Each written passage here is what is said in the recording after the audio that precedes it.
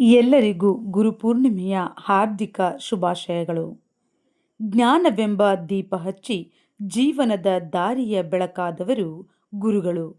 ಕೈಯಲ್ಲಿ ಪುಸ್ತಕವಷ್ಟೇ ಅಲ್ಲ, ಹೃದಯದಲ್ಲಿ ಮೌಲ್ಯಗಳ ಬೀಜ ಬಿತ್ತಿದವರು ಗುರುಗಳು. ಅಜ್ಞಾನವೆಂಬ ಕತ್ತಲೆಯನ್ನು ದೂರ ಮಾಡಿ ಆತ್ಮವಿಶ್ವಾಸದ ಬೆಳಕನ್ನು ತುಂಬುವವರು ಗುರುಗಳು. ಬಿದ್ದಾಗ ಎತ್ತಿ ನಿಲ್ಲಿಸಿ, ಗೆದ್ದಾಗ ವಿನಯ ಕಲಿಸುವವರು ಗುರುಗಳು. ವ್ಯಾಸ ಮಹರ್ಷಿಗಳ ಸ್ಮರಣೆಯ ದಿನವೇ ಗುರುಪೂರ್ಣಿಮೆ. ಗುರು ಶಿಷ್ಯ ಪರಂಪರೆಯ ಪವಿತ್ರ ಹಬ್ಬವೇ ಗುರುಪೂರ್ಣಿಮೆ. ಗುರು ಎಂದರೆ ಕೇವಲ ಪಾಠ ಹೇಳುವ ವ್ಯಕ್ತಿಯಲ್ಲ, ಬದುಕಿನ ಪಾಠ ಕಲಿಸುವ ಮಾರ್ಗದರ್ಶಿ. ಅವರ ಆಶೀರ್ವಾದವೇ ಯಶಸ್ಸಿನ ಮೆಟ್ಟಿಲು. ಜ್ಞಾನಕ್ಕೆ ಮೂಲ ಗುರು, ಜೀವನಕ್ಕೆ ದಿಕ್ಕು ಗುರು, ಸಂಸ್ಕೃತಿಗೆ ಜೀವ ಗುರು. ಇಂಥ ಗುರುವಿನ ಒಂದು ಗುರು ಕಾಣಿಕೆಯನ್ನು ಸಮರ್ಪಿಸೋದಕ್ಕೋಸ್ಕರ ಬ್ರಹ್ಮಕುಮಾರಿ ಸಮಾಜ ಸೊರಬ ಇವರು ನಮ್ಮನ್ನು ಸಹ ಆಹ್ವಾನಿಸಿ ಒಂದು ಗೌರವ ಸಮರ್ಪಣೆಯನ್ನು ಗುರುಪೂರ್ಣಿಮೆಯ ದಿನ ಅರ್ಥಪೂರ್ಣವಾಗಿ ಆಚರಿಸಿದ್ದಾರೆ. ಆ ಒಂದು ಕಾರ್ಯಕ್ರಮವನ್ನು ಈ ಒಂದು ವಿಡಿಯೋದಲ್ಲಿ ನೋಡಿ ಬರೋಣ.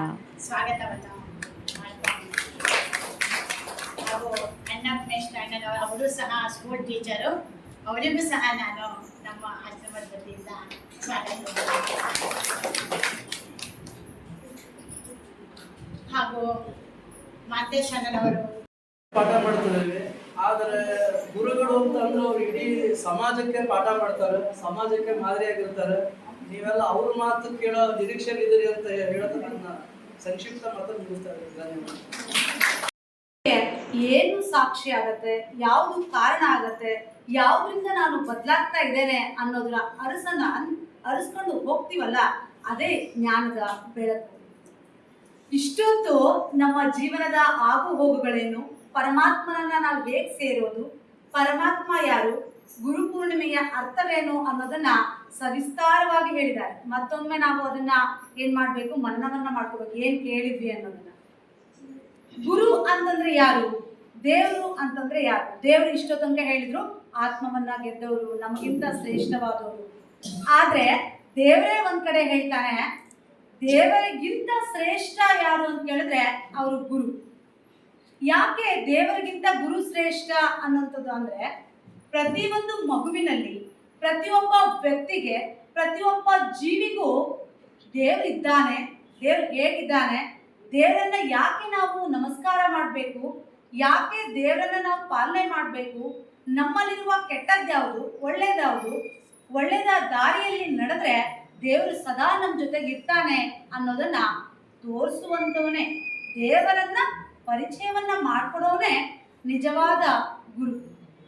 ಅಂತಹ ದೇವರ ಪರಿಚಯವನ್ನ ಮಾಡೋನು ಗುರು ಅಂದಮೇಲೆ ನನಗಿಂತ ಗುರುನೇ ಶ್ರೇಷ್ಠ ಅಲ್ಲ ಅಂತೇಳಿ ದೇವರು ಒಂದ್ ಕಡೆ ಹೇಳ್ತಾರೆ. ಹಾಗಾಗಿ ಗುರುವಿನ ಹೊರತು ಏನೂ ಇಲ್ಲ.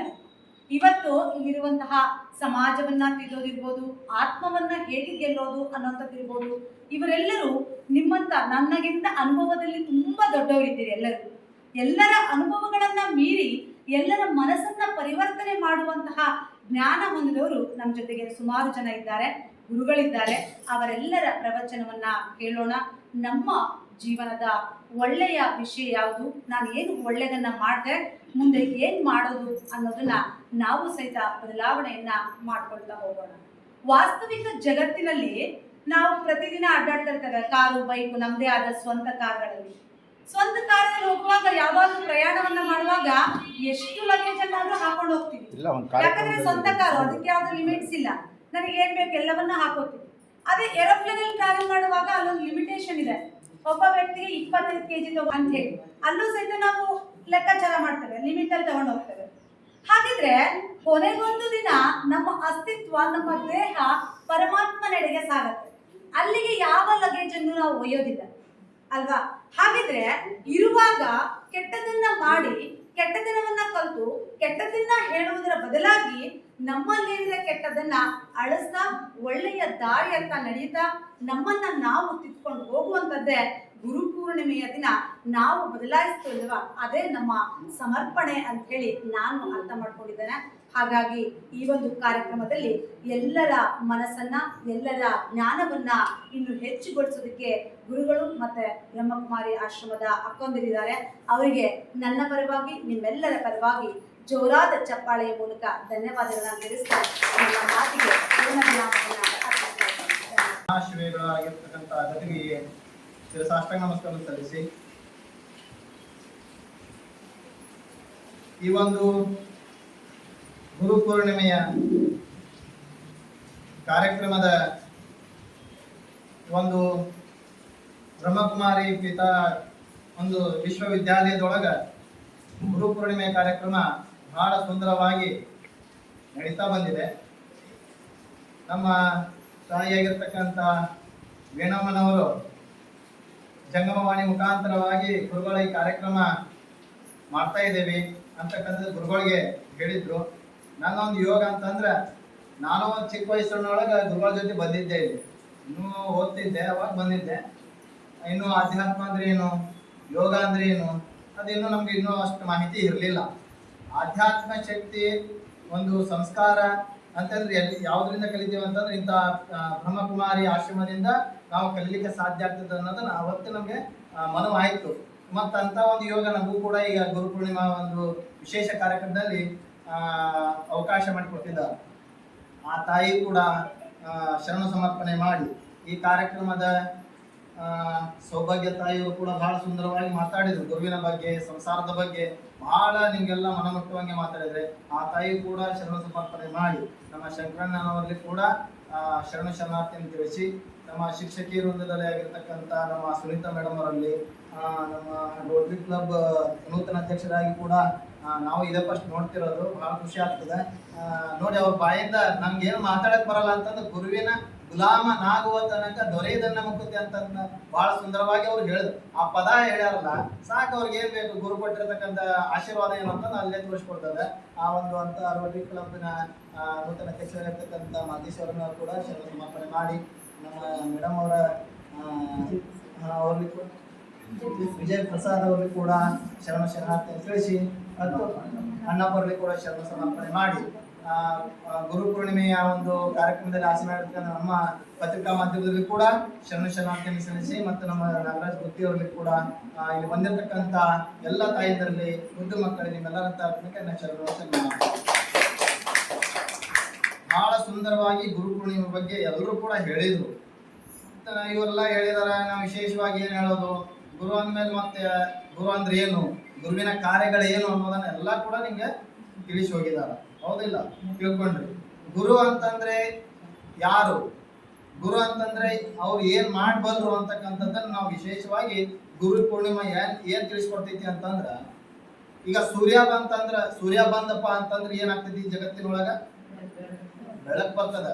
ಅದ್ರ ಜೊತೆಗೆ ಒಂದು ಮೊಗ್ಗಾಗಿರ್ತಕ್ಕಂಥ ಹೂ ಕೂಡ ಏನಾಗ್ತೈತಿ, ಅರಳ್ತದ. ಅರಳಿ ಏನಾಗ್ತೈತೆ, ಮತ್ತೆ ದೇವರಿಗೆ ಸಮರ್ಪಣೆ ಆಗ್ತದ. ಹಂಗ ನಮ್ಮ ಆ ಸೂರ್ಯ ಬಂದು ಇಷ್ಟೆಲ್ಲ ಚಟುವಟಿಕೆಗಳು ನಡೀತಾವ. ಹಂಗ ನಮ್ಮ ಬದುಕಿನೊಳಗ ಒಬ್ಬ ಗುರು ಏನಾದ್ರು ಪ್ರವೇಶ ಆದ ಅಂತಂದ್ರ ನಮ್ಮಲ್ಲಿರುವಂತ ಮನಸ್ಸಿನೆಲ್ಲ ಒಂದಿರ್ತಕ್ಕಂಥ ಕಷ್ಟಗಳು, ನೋವುಗಳು ಏನಾಗ್ತಾವ ಅಂತಂದ್ರ ಅದು ಹೋಗಲಾಡಿಸಿ ನಾವು ಗುರುವಿಗೆ ಪಾತ್ರ ಆಗ್ತಕ್ಕಂಥದ್ದು ಯಾರ ಹತ್ರ ಇದೆ ಅಂತಂದ್ರ ಗುರುವಿನಲ್ಲಿ ಇದೆ ಅನ್ನೋದನ್ನ ನಾವೆಲ್ಲ ಅರ್ಥ ಮಾಡ್ಕೋಬೇಕಾಗ್ತಕ್ಕಂಥದ್ದು. ಯಾಕಂತಂದ್ರ ನಮ್ಮ ಬದುಕನ್ನಂಗ ಹೊಳೆಯುವಂತೆ ಮಾಡ್ತಾನ ಗುರು. ಹರಿಯುವ ನೀರು ಏನೈತಲ್ಲ, ತಿಳಿ ನೀರಂಗೆ ಇರ್ತದಲ್ಲ, ಆ ತಿಳಿಯ ನೀರಿನಂತೆ ಮಾಡುವಂತ ಶಕ್ತಿ ಯಾರ ಹತ್ರ ಐತೆ ಅಂತಂದ್ರ ಆ ಗುರುವಿಗೆ ಮಾತ್ರ ಇದೆ ಅನ್ನೋದನ್ನ ಹೇಳ್ತಾ, ಅಂತ ಗುರುವಿನ ಒಂದು ಸ್ಮರಣೆ ಇವತ್ತು ಬಹಳ ಸುಂದರವಾಗಿ ನಡೀತಾ ಬಂದಿದೆ. ಹೇಗಂತಂದ್ರೆ ಹೇಳಿದ್ರು ನಮ್ಮ ತಾಯಂದ್ರು, ಈ ಸಂಸಾರ ಜಂಜಾಟದೊಳಗೆ ನಾವೆಲ್ಲ ಏನ್ ಮಾಡ್ಬಿಟ್ಟೇವಿ, ಬಿದ್ದ್ಬಿಟ್ಟೇವಿ. ಈಗ ಮೊಬೈಲ್ ಲಕ್ಷಾಂತರ ರೂಪಾಯಿ ಕೊಟ್ಟು ಮೊಬೈಲ್ ತಗೋತೇವಿ. ಮೊಬೈಲ್ ಏನು ಐಫೋನ್ ಅಂತ ಬಂದದ, ಹೌದಿಲ್ಲ? ಲಕ್ಷಾಂತರ ರೂಪಾಯಿ ಕೊಟ್ಟು ಮೊಬೈಲ್ ತಗೋತೇವಿ. ಅದಕ್ಕೆ ಸಿಮ್ ಇಲ್ಲ ಅಂತಂದ್ರೆ ಏನೋ, ಅದಕ್ಕೇನು ಬೆಲೆ ಬರ್ತೇನ್ರಿ? ಬೆಲೆ ಬರಂಗಿಲ್ಲ. ಸಿಮ್ ಹಾಕಿದ್ರೆ ಮಾತ್ರ ಅದು ಏನಾಗ್ತೈತಿ, ಲಕ್ಷಾಂತರ ಮೊಬೈಲ್ ಏನೈತೆ, ಲಕ್ಷಾಂತರ ರೂಪಾಯಿ ಕೊಟ್ಟಿರ್ತಕ್ಕಂಥ ಮೊಬೈಲ್ಗೆ ಬೆಲೆ ಬರ್ತದ. ಹಂಗ ಲಕ್ಷಾಂತರ ರೂಪಾಯಿ ಅಲ್ಲ, ಇದಕ್ಕೊಂದು ಒಂದು ಜೀವನ, ಇದೊಂದು ಬದುಕು, ಈ ಭಗವಂತ ಒಂದು ಕೊಟ್ಟಿರ್ತಕ್ಕಂಥ ಕಿಮ್ಮತ್ತಿನ ಬದುಕು ಅಂತಂದ್ರೆ ಈ ಮಾನವ ಜನ್ಮ. ಈ ಮಾನವ ಜನ್ಮದೊಳಗ ಯಾರ್ದಂತ ಸಿಂಹ ಯಾರು ಅಂತಂದ್ರ ನಮ್ಮ ಗುರುವಿನ ಅಂತಕ್ಕಂಥ ಮಾರ್ಗದರ್ಶನ ಅಂತ ಸಿಂಹ ಹಾಕೊಂಡಾಗ ಮಾತ್ರ ನಮ್ಮ ಬದುಕಿಗೆ ಬೆಲೆ ಬರ್ತದ ಅನ್ನೋದನ್ನ ನಾವೆಲ್ಲ ಅರ್ಥ ಮಾಡ್ಕೋಬೇಕಾಗ್ತಕ್ಕಂಥದ್ದು. ಆ ನಿಟ್ಟಿನೊಳಗ ನೋಡಿ ಬಹಳ ಸುಂದರವಾಗಿ ಆ ಗುರುವಿನ ಬಗ್ಗೆ ಬಹಳ ಸುಂದರವಾಗಿ ಅನ್ನೋರು ಹೇಳಿದ್ರು, ಗುರುವಿನ ಗುಲಾಮನಾಗುವ ತನಕ ದೊರೆಯದನ್ನ ಮುಕುತಿ ಅಂತ ಹೇಳಿದ್ರು. ನಮ್ಮ ಬದುಕು ಕಲ್ಯಾಣ ಆಗ್ಬೇಕಾಗಿತ್ತು ಅಂತಂದ್ರ, ನಮ್ಮ ಆತ್ಮ ಕಲ್ಯಾಣ ಆಗ್ಬೇಕಾಗಿತ್ತು ಅಂತಂದ್ರ, ನಮ್ಮ ಬದುಕು ಶ್ರೇಷ್ಠತೆಯನ್ನು ಪಡಿಬೇಕಾಗಿತ್ತು ಅಂತಂದ್ರ ಒಬ್ಬ ಗುರುವಿನ ಮಾರ್ಗದರ್ಶನ, ಆ ಗುರುವಿನ ಸೇವೆಯಲ್ಲಿ ಪಾಲ್ಗೊಂಡಾಗ ಮಾತ್ರ ನಮ್ಮ ಬದುಕು ಸಾರ್ಥಕತೆ ಆಗ್ತದೆ ಅನ್ನೋದನ್ನ ಈ ಗುರು ಪೂರ್ಣಿಮಾ ತಿಳಿಸ್ಕೊಡ್ತದ ಅಂತ ಗುರು ಹೇಳ್ತಾರ. ಒಂದ್ ಕಡೆ ನಿನಗ ತಿಳಿಯುವ ಬಯಸುವ ನಿನಗೆ, ಬಹಳ ಸುಂದರವಾಗಿ ಹೇಳ್ತಾರ ನೋಡಿ, ತಿಳಿಯ ಬಯಸುವ ನಿನಗೆ ಗುರುವಿನಡಿಗೆ ಹೋಗು ಅಂತ ಹೇಳ್ತಾರ. ನಿನ್ನನ್ನು ನೀನು ತಿಳ್ಕೋಬೇಕಾಗಿತ್ತು ಅಂತಂದ್ರ ಅಲ್ಲಿ ನೋಡ್ರಿ ಅಲ್ಲ ಬರ್ದಾರಂತ, ನಾನು ಯಾರು, ಹೌದಿಲ್ಲೋ, ನಾನು ಯಾರು ಅನ್ನೋದನ್ನ ನೀವು ತಿಳ್ಕೋಬೇಕಾಗಿತ್ತು ಅಂತಂದ್ರೆ, ನಿನ್ನನ್ನು ನೀನು ತಿಳಿಯೋ ಬೇಕಾಗಿತ್ತು ಅಂತಂದ್ರೆ ನೀವು ಹೋಗು ಗುರುವಿನಡಿಗೆ ಅಂತ ಹೇಳ್ತಕ್ಕಂಥದ್ದು ಹೇಳ್ತಾರ. ನದಿಗಲ್ಲ ಆ ಜಲದಾಹ ಏಕೆ ಅಂತ ಬಹಳ ಹೇಳ್ತಾರ ಸುಂದರವಾಗಿ. ನದಿಗಿಲ್ಲ, ಅವು ಕೈ ಮಾಡಿ ಕರಿತವನ್ ನೀರಡಿಕೆ ಆದ್ರ, ನೀನ್ ನೀರಾಡಿಕೆ ಆಯ್ತು ಅಂತಂದ್ರೆ ನೀನ್ ನದಿಗೆ ಹೋಗು, ನೀರ್ ಕುಡಿ ಅಂತಕ್ಕಂಥದ್ದನ್ನ ಹೇಳ್ತಾರ. ಪಯಣಿಗನತ್ತ ನೀನ್ ಎಲ್ಲಿ ಹೋಗೋದು, ನೀರಿನ ನದಿಗೆ ಹೋಗು, ನೀರಡಿಕೆಯನ್ನ ಅದನ್ನ ದಾವನ್ನ ನೀರಾಯಿಸ್ಕೊ ಅಂತಕ್ಕಂಥದ್ದನ್ನ ಹೇಳ್ತಾರ. ಹಂಗ ನಮ್ಮದು ಏನಂತಂದ್ರೆ ಗುರುವಿನ ಅಡಿಗೆ ನಾವು ಹೋಗಿ ಅವರ ಪಾದಕ್ಕೆ ನಾವು ಸಮರ್ಪಣೆ ಆದ್ವಿ ಅಂತಂದ್ರ, ಗುರುವಿನ ಅಡಿ ಅಂತ ಹೋಗಿ ಕುತ್ಕೊಂಡಿವಿ ಅಂತಂದ್ರ ನಮ್ಮ ಬದುಕನ್ನ ಏನ್ ಮಾಡ್ತಾರ, ಸುಂದರವಾಗಿ ಮಾಡ್ತಕ್ಕಂಥದ್ರು. ನೀನು ಯಾರು ಅನ್ನೋದನ್ನ ತಿಳಿಸ್ಕೊಡ್ತಕ್ಕಂಥ ಶಕ್ತಿ ಯಾರ ಹತ್ರ ಐತೆ ಅಂತ ಆ ಗುರುವಿನ ಹತ್ರ ಇದೆ ಅನ್ನೋದನ್ನ ನಾವೆಲ್ಲ ಅರ್ಥ ಮಾಡ್ಕೋಬೇಕಾಗ್ತಕ್ಕಂಥದ್ದು. ಈಗಿನ ದಿನಮಾನಗಳೊಳಗ ಬಹಳ ಜನ, ಕಲಿಯುಗದೊಳಗ ಬಹಳ ಜನ ಗುರುಗಳಾಗ್ಬಿಡ್ತಾ ಇದಾರೆ, ಬಹಳ ಜನ ಶಿಷ್ಯಂದ್ರಾಗ್ತಾ ಇದಾರೆ. ಹೆಂಗಂತಂದ್ರ ಬಹಳ ಹೇಳ್ತಾರ, ಒಂದ್ ಕಡೆ ಹೇಳ್ತಾರ ಬಹಳ ಸುಂದರವಾಗಿ, ಹೆಂಗ ಗುರುಗಳದಾರ ಈಗಿನ ಕಲಿಯುಗದೊಳಗ. ಗುರುಗಳಂತ ಅಂದ್ರೆ ಏನು? ಗುರು ಅಂತಂದ್ರ ಅವನು ವೃತ್ತಾಪಕಾರಕ ಆಗ್ಬೇಕು, ಅವನು ವಿತ್ತಾಪಕಾರಕ ಆಗಬಾರ್ದಂತ, ದುಃಖವನ್ನ ಕೊಡುವಂತ ಗುರು ಆಗಬಾರ್ದು ಅಂತ, ದುಃಖವನ್ನು ನಿವಾರಣೆ ಮಾಡುವಂತ ಗುರು ಅಂತ ಹೇಳ್ತಕ್ಕಂಥದ್ದು ಬಹಳ ಸುಂದರವಾಗಿ ಹೇಳ್ತಾರೆ. ಹಿಂಗ ಒಬ್ಬ ವ್ಯಕ್ತಿ ಏನ್ ಮಾಡಿದ ಅಂತಂದ್ರ ಗುರುವನ್ನ ಅನುಸರಿಸಿಕೊಂಡು ಹೋದ. ಒಂದು ವಾರ ಗುರುಗಳನ್ನ ನೋಡಿದ ಒಂದು ಮಠದಲ್ಲಿ, ಲಕ್ಷಾಂತರ ಜನ ಬರ್ತಾ ಇದ್ರು ಅವ್ರ ಭಕ್ತರಿಗೆ. ನಾನು ಗುರುಗಳನ್ನ ಪಡ್ಕೊಂಡೆ ಅಂತಂದ್ರ 4 ದಿನ ಅವ್ರು ಬೆನ್ನ ಹತ್ತಿದೆ ಅಂತಂದ್ರ ಅವ್ರ ಜೋಳಿಗೆ ನನ್ನ ಕೈ ಬರ್ತದ. ಜೋಳಿಗೆ ಅಂದ್ರೆ ಗೊತ್ತಾತಲ್ಲ, ಕೀಲಿ ಕೈ ನನ್ನ ಕೈ ಬರ್ತದ. ಎಷ್ಟು 10,000 ಜನ ಬರ್ತಾರ, 1,000 ಜನ ಬಂದು 10 ರೂಪಾಯಿ ಕೊಟ್ರ ದಿವಸಕ್ಕೆ ಎಷ್ಟಾಯ್ತು? 10,000 ಜನ ಬಂದು ದಿವಸಕ್ಕೆ 10 ರೂಪಾಯಿ ಕೊಟ್ರೆ ದಿವಸಕ್ಕೆ ಎಷ್ಟಾಯ್ತು? 10,000 ಆಯ್ತಾ? 1 ಲಕ್ಷ ಆಯ್ತಾ?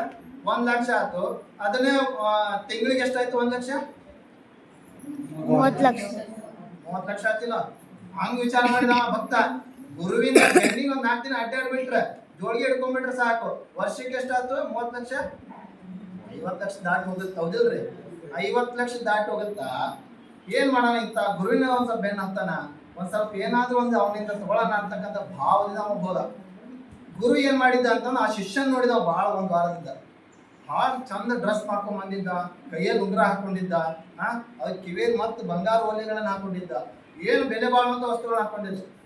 1,000 ಮನೆಗೆ ಹೋಗೋದು ಬದ್ಲಿ ಇವ್ ಭಕ್ತರ ಮನೆಗೆ ಹೋದ್ರೆ ಸಾಕು, ಇವನ್ನೆಲ್ಲ ಸಿಗ್ತದ ಸಂಪತ್ತು ಅನ್ನೋದನ್ನ ಅವರು ಇವನ್ ಟೋಪಿ ಹಾಕಕತ್ತಿದ್ರು, ಶಿಷ್ಯ ಹೋಗಿ ಗುರುವಿನ ಟೋಪಿ ಹಾಕುವಂತ ಬರ್ತಿದ್ರು ಮನೆ.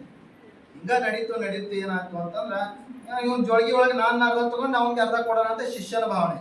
ಇವ್ರು ಏನ್ ಮಾಡಿದ್ರು, ಇವನಲ್ಲಿ ಹೋಗ್ಬಿಟ್ರೆ ಸಾಕು, ನಂಗೆ ದಿವಸಕ್ಕೆ ಒಂದು ಇಷ್ಟು ಕೊಟ್ರೆ ನನ್ನ ಜೀವನ ನಡೀತಿತ್ತು ಅನ್ನೋದು ಟೋಪಿ ಹಾಕುವಂತ ಭಾವದೊಳಗೆ ಬದುಕ್ತಕ್ಕಂಥ ಕಲಿಯುಗದೊಳಗೆ ನಾವೆಲ್ಲ ಅದೇವಿ, ಹೌದಿಲ್ಲ? ಆ ಸತ್ಯದೊಳಗೆ ನಾವು ನಡೀತಾ ಇದ್ದೀವಿ ಅಂತಂದ್ರ ಆ ಸತ್ಯತೆಯನ್ನು ಕಾಣ್ತಾ ಇದ್ದೀವಿ, ಹೌದಿಲ್ಲ? ಅಂತ ಗುರುಗಳ ಜೊತೆ ನಾವು ಹೋದಿವಿ ಅಂತಂದ್ರ ತತ್ವಜ್ಞಾನಿಗಳಾಗೋದಿಲ್ಲ. ನಾವು ಏನು ಬಯಸದ, ಏನು ಒಂದು ನಮ್ಮದಲ್ಲಿ ಏನು ಬೈಕನ್ನು ಬಯಸದೆ ನಮ್ಮ ಗುರು ಮಾರ್ಗದರ್ಶನ ಮಾಡ್ತಾನಲ್ಲ, ಅವನಲ್ಲಿ ಹೋದ್ರೆ ನಮ್ಗೆ ಜ್ಞಾನ ಬರ್ತದ ಅನ್ನೋದನ್ನ ಈ ಗುರುಗಳು ತಿಳಿಸ್ಕೊಡ್ತಾರ ಅನ್ನೋದನ್ನ ನಾವೆಲ್ಲ ಅರ್ಥ ಮಾಡ್ಕೋಬೇಕಾಗ್ತಕ್ಕಂಥದ್ದು. ಎಷ್ಟು ಸುಂದರವಾಗಿ ಹೇಳ್ತಾರ ನೋಡ್ರಿ. ಹಾಲೊಳಗ ತುಪ್ಪ ಐತಿ, ಹೌದಲ್ರಿ? ನೀವು ತಾಯಿಯಂದ್ರೆ ಹೆಪ್ಪಾಗ್ತಿರಲ್ಲ, ಹೆಪ್ಪಾಕಿದ್ಮೇಲೆ ಏನಾಗ್ತದ? ಮೊಸರು ಆಗ್ತದ.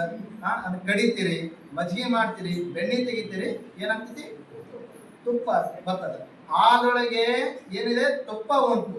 ಕಲ್ಲೊಳಗೆ ಹೊನ್ನುಂಟು ಅಂತ ಹೇಳ್ತಾರೆ. ಕಲ್ಲೊಳಗೆ ಹೊನ್ನುಂಟು, ನಿನ್ನೊಳಗೆ ಶಿವನಿರುವನು ಅಂತಕ್ಕಂಥದ್ದನ್ನ ಹೇಳ್ತಾರೆ. ನೋಡಿ ಎಷ್ಟು ಸುಂದರವಾಗಿ ಹೇಳ್ತಾರೆ ವಚನ ಸಾಹಿತ್ಯದೊಳಗ. ನೋಡಿ ಕಬ್ಬಿನೊಳಗ ಸಕ್ಕರೆ ಐತಂತ ನಾವು ಕಾಣ್ತೇವೆ. ಎಲ್ಲಿ ಹೋಗ್ಬೇಕಂದ್ರೆ ಫ್ಯಾಕ್ಟ್ರಿಗೆ ಹೋದಾಗ ಸಕ್ಕರೆ ಬರ್ತದ. ಕಬ್ಬು ಫ್ಯಾಕ್ಟ್ರಿಗೆ ಹೋಗ್ತಂದ್ರೆ ಎಲ್ಲಿ ಹೋಗ್ತದೆ ಸಕ್ಕರೆ ನಾವು ತೆಗೆದುಕೊಂಡು ಬರ್ತೇವೆ. ಹಾಲು ತಾಯಿ ಸಂಸ್ಕಾರ ಕೊಟ್ಟಾಗ ತುಪ್ಪ ಬರ್ತದ. ಹಾಲೊಳಗೆ ಹೆಂಗ ತುಪ್ಪ ತೆಗಿತಾಳಲ್ಲ ಅದಕ್ಕೆ ಸಂಸ್ಕಾರ ಕೊಟ್ಟಾಗ ತುಪ್ಪ ಬರ್ತದ. ಈಗ ಶೇಂಗಾದೊಳಗೆ ಎಣ್ಣೆ ಐತಂದ್ರೆ ನಮ್ಗೆ ಗೊತ್ತಾಗತ್ತಲ್ರಿ ಶೇಂಗಾದೊಳಗೆ ಎಣ್ಣೆ ಐತಂದ್ರೆ ಅದಕ್ಕೆ ಆ ಗಾಣಕ್ಕೆ ಹಾಕಿದಾಗ ಅದೇನಾಗ್ತದೆ ಎಣ್ಣೆ ಬರ್ತೈತೆ. ಅದಲ್ಲ ಹಂಗ ನಾವು ಅವೆಲ್ಲವನ್ನ ಫ್ಯಾಕ್ಟ್ರಿ ಹೋಗ್ತಾವ. ನಾವು ಯಾರು ಅನ್ನೋದನ್ನ ತಿಳ್ಕೊಬೇಕಾಯ್ತು ಅಂತಂದ್ರೆ ನಿನ್ನೊಳಗೆ ಶಿವ ಅದನ್ನ ತಿಳ್ಕೊಬೇಕಾಯ್ತು. ನೀವು ಯಾವ ಫ್ಯಾಕ್ಟ್ರಿ ಬರ್ಬೇಕು ಅಂತಂದ್ರೆ ಗುರುವಿನ ಅಂತಕ್ಕಂಥ ಮಠ, ಗುರುವಿನ ಅಂತಕ್ಕಂಥ ಆಧ್ಯಾತ್ಮಿಕ ಶಕ್ತಿ ಎಲ್ಲಾದ್ರೂ ಇತ್ತಂದ್ರೆ ಅಂತ ಫ್ಯಾಕ್ಟ್ರಿ ಬಂದು ಕೂತ್ಕೊಳ್ರಿ. ನಿಮ್ಮನ್ನ ನೀವು ಅರಿತುಕೊಳ್ತೀರಿ. ನಿಮ್ಮಲ್ಲಿ ಶಿವ ಅದನ್ನ ಅನ್ನೋದನ್ನ ಯಾರು ತಿಳಿಸ್ಕೊಡ್ತಾರ ಅಂತಂದ್ರೆ ಇಂಥ ಗುರು ತಿಳಿಸ್ಕೊಡ್ತಾರೆ ಅನ್ನೋದನ್ನ ನಾವು ಅರ್ಥ ಮಾಡ್ಕೋಬೇಕಾಗ್ತಕ್ಕಂಥದ್ದು. ಆ ನಿಟ್ಟಿನೊಳಗೆ ನಾನು 108 ಸ್ಪೀಡ್ ಒಳಗೆ ನಾವು ಓಡ್ತಾ ಇದ್ದೇನೆ. ಯಾಕಂತಂದ್ರೆ ಸಂತೋಳಿ ಗ್ರಾಮದೊಳಗೆ 12 ಗಂಟೆ ಕಾರ್ಯಕ್ರಮ ಇತ್ತು. ಆ ಕಾರ್ಯಕ್ರಮ ಇಲ್ಲ ನಮ್ಮ ಸರ್ವಾರ ಒಂದು ಕಾರ್ಯಕ್ರಮ ನಡೀತಾ ಇದೆ ಅನ್ನೋದನ್ನ ನಾವು ಹೇಳಿ ಬಂದಿದ್ದು. ಬೇಗ ಮುಗಿಸ್ಕೊಂಡು ಬರ್ತೀವಿ ಅಂತಕ್ಕಂಥದ್ದು ಹೇಳಿದೆ. ಆದ್ರೆ ಅದು ಮರ್ತ ಹೋಯ್ತು. ಯಾಕಂತಂದ್ರೆ ಇಲ್ಲಿ ಆಡುವಂಥ ಮಾತುಗಳು ಭಕ್ತರಿರಲ್ಲ ಇವನ್ನೆಲ್ಲ ನೋಡಿ ನಮ್ಗೆ ಅದೆಲ್ಲ ಮರ್ತ ಹೋಯ್ತು. ಆದ್ರೆ ಮತ್ತೆ ಸಿಗ್ತದ ಇಂಥ ವಿಚಾರಗಳು ಮತ್ತೆ ಸಿಗೋದಿಲ್ಲ. ತಾಯಿ ಎಷ್ಟು ಬಹಳ ಸುಂದರವಾಗಿ ಹೇಳಿದ್ರು ನೋಡ್ರಿ, ಜಂಜಾಟದ ಬಗ್ಗೆ, ನಮ್ಮ ಸಂಸಾರದ ಬಗ್ಗೆ. ಹೌದಿಲ್ಲ, ನಮ್ಮ ಸಂಸಾರ ಹೆಂಗಿರ್ತದ ಸಂಸಾರ ಎಂಬುದು ಗಾಳಿಯ ಸುಡೋದು. ಇದು ಸುಂಟ್ರ ಗಾಳಿ ಅಂತಕ್ಕಂಥ ಬಂತು ಅಂತ ಒಂದು ಗಾಳಿ ಪಟ ಹಾರಾಕತ್ತಿತ್ತಂತಂದ್ರ ಅದೇನಾಗ್ತೈತ್ರಿ ದಿಕ್ಕಾಪಾಲಾಗಿ ಅಲ್ಲೇ ತಿರುಗಿ ಅಲ್ಲೇ ಬೀಳ್ತದ. ಹೌದಿಲ್ಲ, ಹಂಗ ಸುಂಟ್ರ ಗಾಳಿ ಒಳಗಿರ್ತಕ್ಕಂಥ ಸಂಸಾರದವ್ರು ನಾವೆಲ್ಲ ಸಿಕ್ಕಾಕೊಂಡಿದ್ದೇವೆ. ಅಂತ ಸಿಕ್ಕಾಕೊಂಡಾದಾಗ ಅದ್ ನಾವೇನ್ ಮಾಡಿ ನಮ್ಮ ಜೀವನ ಏನಾಗ್ತೈತಿ ಗಾಳಿಪಟ ತಿರುಗಿ ಎಲ್ಲೆಲ್ಲೋ ಬೀಳ್ತೇವಿ. ಅಂತ ಗಾಳಿಪಟ ನಮ್ದು ಆಗ್ಬಾರ್ದಪ್ಪ, ಎಲ್ಲೋ ಹೋಗಿ ನಾವು ಬೀಳ್ಬಾರ್ದಪ್ಪ.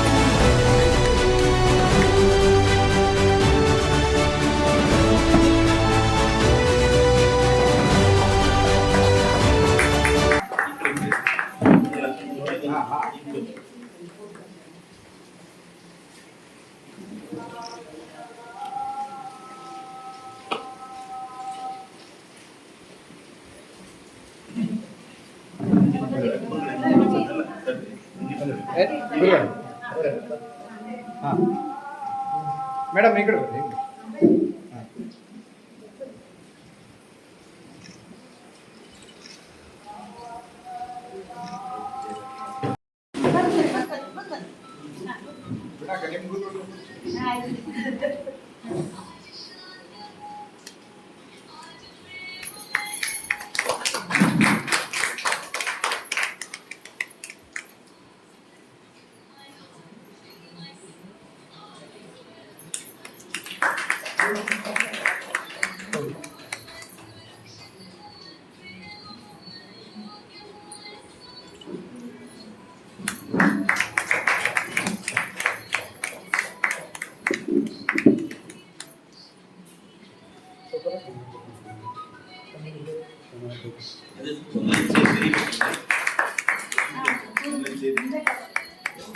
ಫೋಟೋ ಬರುತ್ತೆ ಸ್ವಲ್ಪ ಹಿಂದೆ ಒಂದು ಲೈನ್ ಇರ್ತದೆ.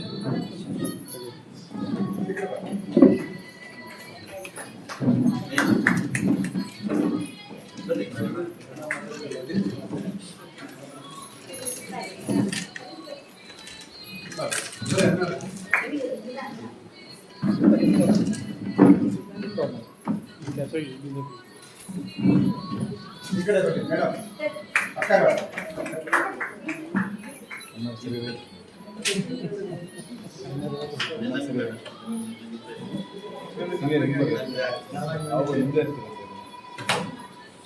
ನಾನು ಎಲ್ಲಿದ್ದೀನಿ ಮುಂದೆ ಹೋಗ್ತೀರಾ, ಆಮೇಲೆ ಹಿಂದೆ ಗೊತ್ತಿದ್ದು ಬಂದವರೆಲ್ಲ ಹಿಂದಾಗ್ತಾರೆ.